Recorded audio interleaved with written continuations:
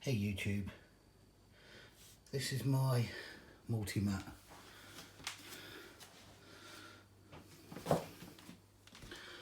Rated at 3 seasons, 700 grams packed down. Packs are pretty small. I've had more success with this mat than probably most mats I've ever had in time. This is my go-to wild camping mat. It's a 6 baffle. You can get one with 2 baffles, but I'm thinking 2 chambers. If one side goes down, you've still got a little bit to... I might get one of them actually. Yeah, anyway, the Multimat. Cracking bit of kit.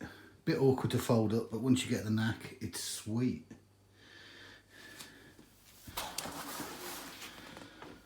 It's about 70, 80 mil thick.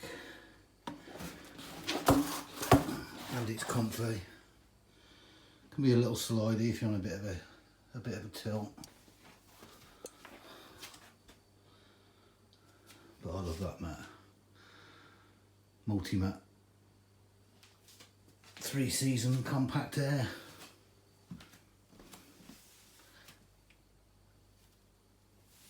It's all good.